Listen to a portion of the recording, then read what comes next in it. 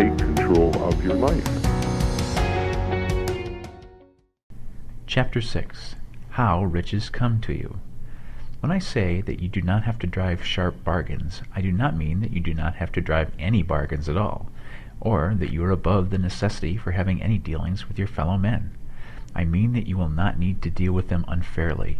You do not have to get something for nothing, but can give to every man more than you take from him. You cannot give every man more in cash value than you can take from him, but you can give him more in use value than the cash value of the thing you take from him. The paper, ink, and other material in this book may not be worth the money you pay for it, but if the ideas suggested by it bring you thousands of dollars, you have not been wronged by those who sold it to you. They have given you a great use value for a small cash value. Let us suppose that I own a picture by one of the great artists, which, in any civilized community, is worth thousands of dollars. I take it to Baffin Bay, and by salesmanship induce an Eskimo to give a bunch of furs worth $500 for it. I have really wronged him, for he has no use for the picture. It has no use value to him. It will not add to his life. But suppose I give him a gun worth $50 for his furs. Then he has made a good bargain. He has use for the gun. It will get him many more furs and much food. It will add to his life in every way. It will make him rich. When you rise from the competitive to the creative plane, you can scan your business transactions very strictly. And if you are selling any man anything which does not add more to his life than the thing he gave you in exchange, you can afford to stop it. You do not have to beat anybody in business. And if you are in a business which does beat people, get out of it at once. Give every man more in use value than you take from him in cash value. Then you are adding to the life of the world by every business transaction. If you have people working for you, you must take from them more in cash value than you pay them in wages. But you can so organize your business that it will be filled with the principle of advancement, and so that each employee who wishes to do so may advance a little every day.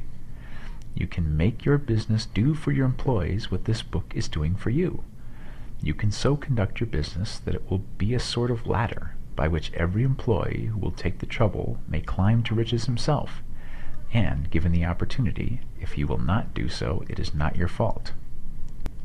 And, finally, because you are to cause the creation of your riches from formless substance which permeates all your environment, it does not follow that they are to take shape from the atmosphere and come into being before your very eyes. If you want a sewing machine, for instance, I do not mean to tell you that you are to impress the thought of a sewing machine on thinking substance until the machine is formed without hands in the room where you sit or elsewhere. But if you want a sewing machine, hold the mental image of it with the most positive certainty that it is being made or is on its way to you. After once forming the thought, have the most absolute and unquestioning faith that the sewing machine is coming. Never think of it or speak of it in any other way than as being sure to arrive. Claim it as already yours. It will be brought to you by the power of the Supreme Intelligence, acting upon the minds of men.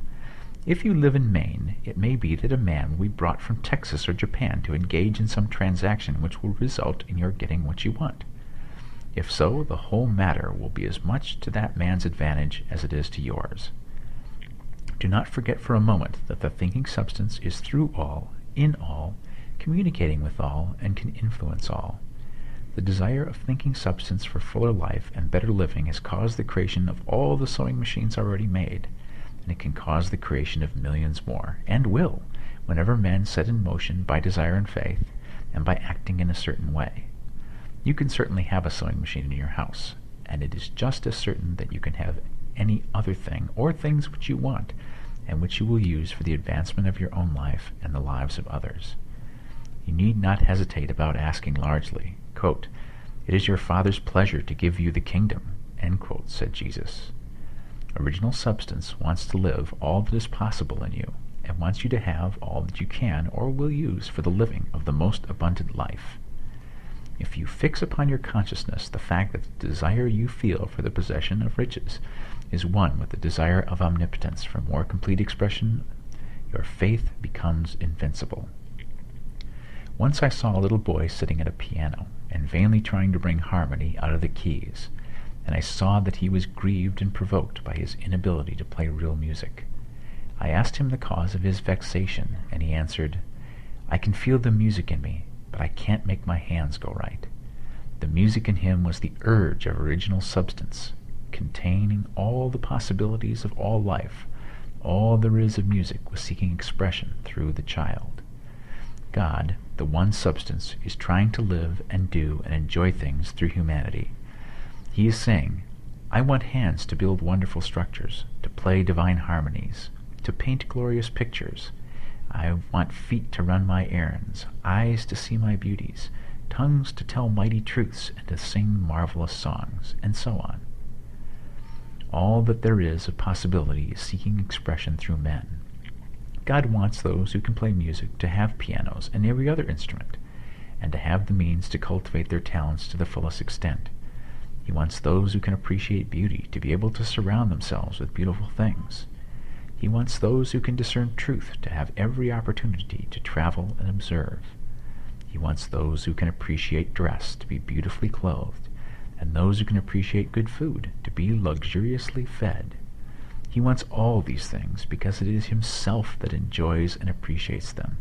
It is God who wants to play and sing and enjoy beauty and proclaim truth and wear fine clothes and eat good foods. It is God that worketh in you to will and to do, said Paul. The desire you feel for riches is the infinite, seeking to express himself in you as he sought to find expression in the little boy at the piano. So you need not hesitate to ask largely. Your part is to focalize and express the desire of God. This is a difficult point with most people.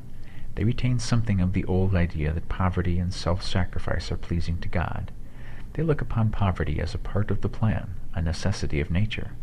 They have the idea that God has finished his work and made all that he can make, and that the majority of men must stay poor because there is not enough to go around. They hold to so much of this erroneous thought that they feel ashamed to ask for wealth. They try not to want more than a very modest competence, just enough to make them fairly comfortable. I recall now the case of one student who was told that he must get in mind a clear picture of the things he desired, so that the creative thought of them might be impressed on formless substance. He was a very poor man, living in a rented house, and having only what he earned from day to day, and he could not grasp the fact that all wealth was his. So, after thinking the matter over, he decided that he might reasonably ask for a new rug for the floor of his best room, and an anthracite coal stove to heat the house during the winter. Following the instructions given in this book, he obtained these things in a few months, and then it dawned upon him that he had not asked enough. He went through the house in which he lived, and planned all the improvements he would like to make in it. He mentally added a bay window here and a room there, until it was complete in his mind as his ideal home. Then he planned its furnishings. Holding the whole picture in his mind, he began living in a certain way, and moving toward what he wanted. And he owns the house now, and is rebuilding it after the form of his mental image. And now, with still larger faith, he is going on to yet greater things. It has been unto him according to his faith, and it is so with you and with all of us.